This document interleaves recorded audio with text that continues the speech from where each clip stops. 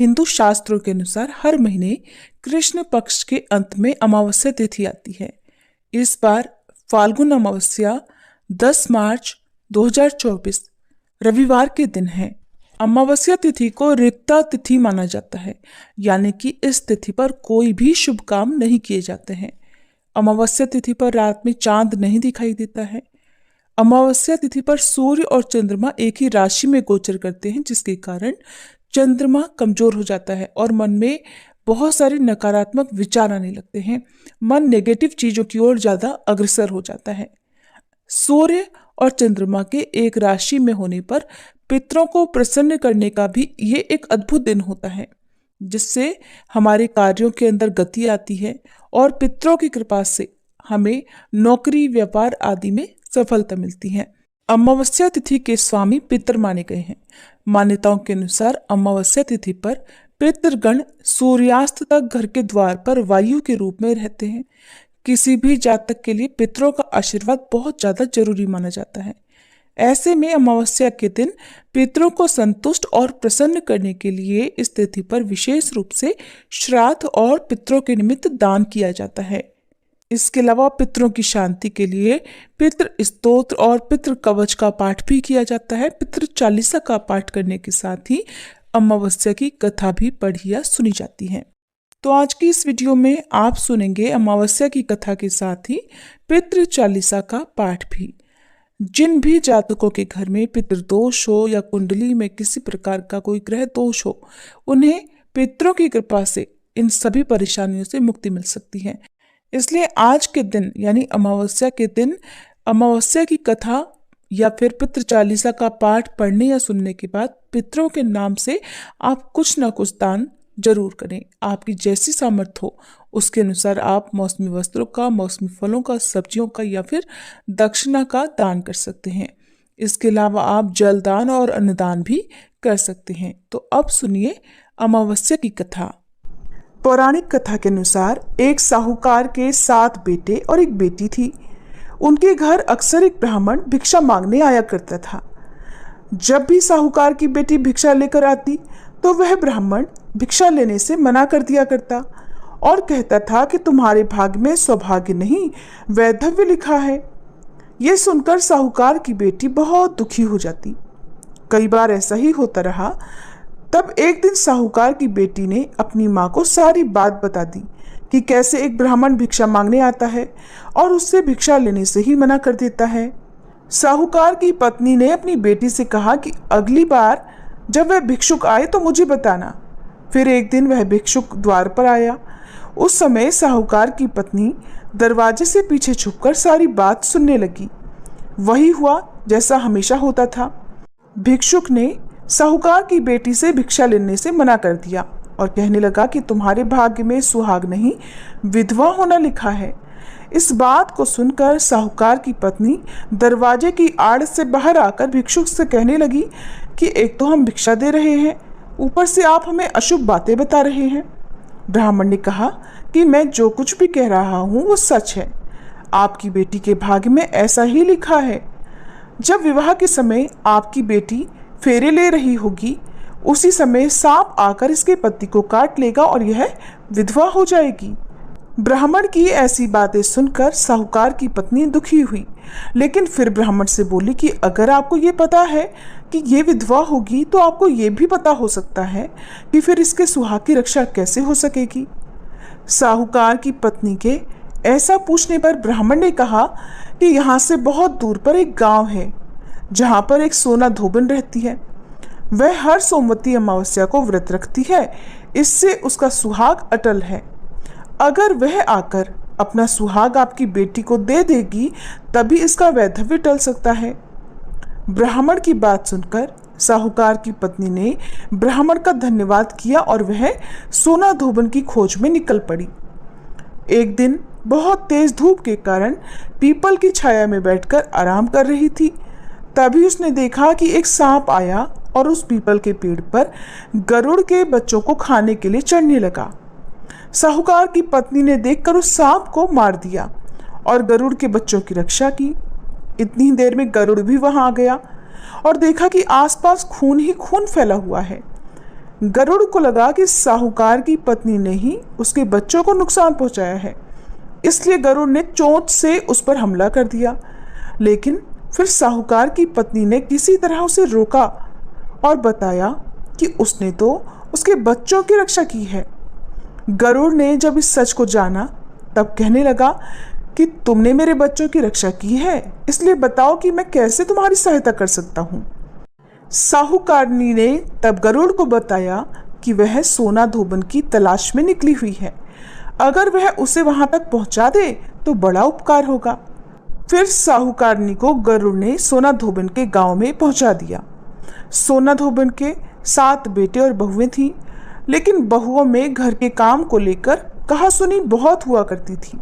साहूकारनी को एक उपाय सूझा और वह हर रात जब सभी लोग सो जाते तो सोना धोबन के घर में चुपके से चली जाती और घर का सारा कामकाज करके निकल आती।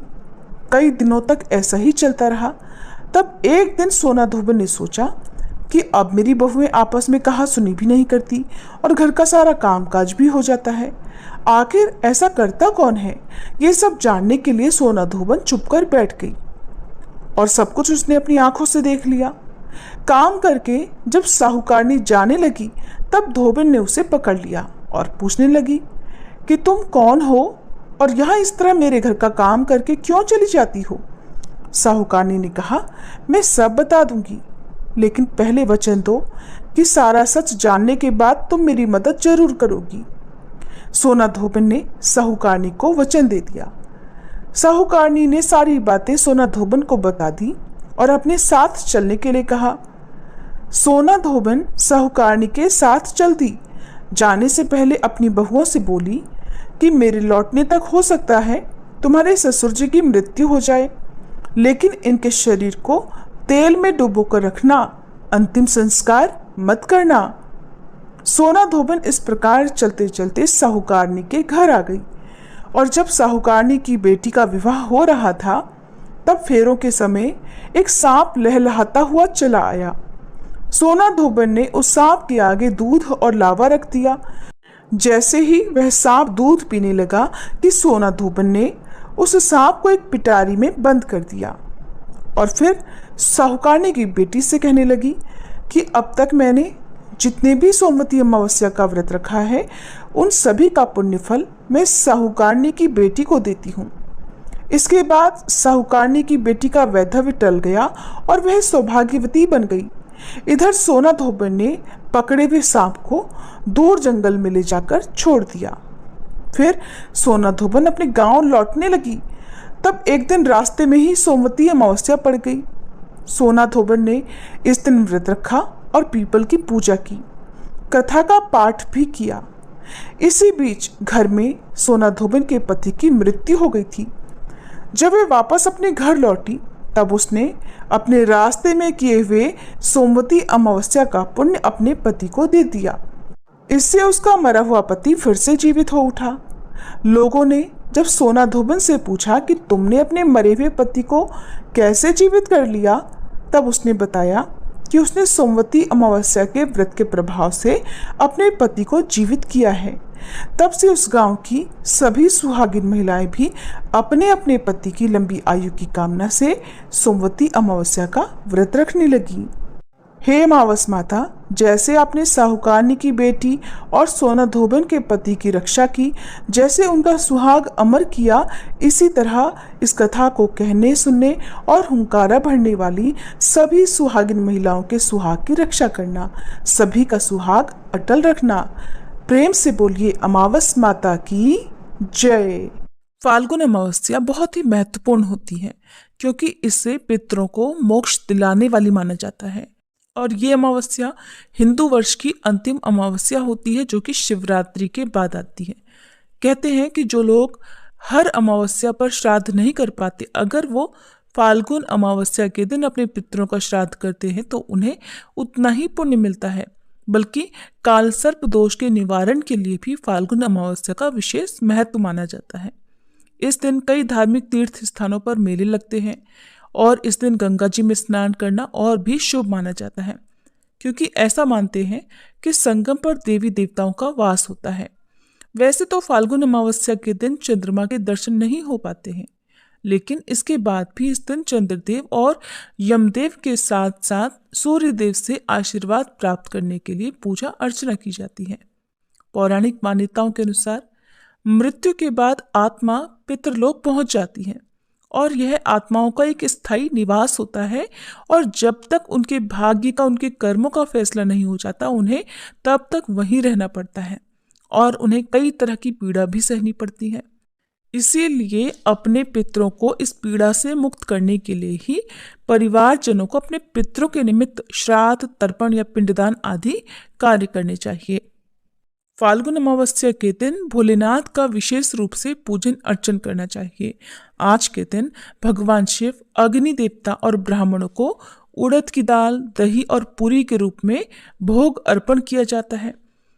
शिव मंदिर में जाकर भगवान शिव को गाय के दूध, दही और शहद से अभिषेक किया जाता है और काले तिल चढ़ाए जाते हैं। अमावस्या के दिन शिव पंचाक्षरी मंत्र का पाठ किया जाता है, क्योंकि ऐसा कहा जाता है कि इस दिन ये पाठ करने से शनि के प्रकोप का भय भी नहीं रहता और सारी बाधाएं भी दूर हो जाती हैं। अमावस्या के दिन शनिदेव की पूजा भी जरूर करनी चाहिए। इसके अलावा पीपल के पेड़ की पूजा करके पीपल के पेड़ की जड़ में एक दीपक जलाकर कोई भी फल या मिठाई रखने के बाद पीपल की 7 बार परिक्रमा भी की जाती है। इस बार रविवार के दिन अमावस्या तिथि है, तो ऐसे में माना यही जाता है कि रविवार के दिन न तो पीपल के पेड़ की पूजा की जाती है, न ही पीपल को स्पर्श किया जाता है। अगर आप पीपल के पेड़ की पूजा करना ही चाहते हैं तो एक दिन पहले यानी कि शनिवार को भी शाम के समय आप पीपल के पेड़ की पूजा कर सकते हैं। अगर आपको अच्छी लगी हो तो वीडियो को लाइक करके हमारे चैनल को सब्सक्राइब जरूर कीजिएगा, ताकि इसी तरह की जानकारी आपको हमारे चैनल पर मिलती रहे और आप हमारे चैनल पर लगातार कथाएं भी सुनते रहें।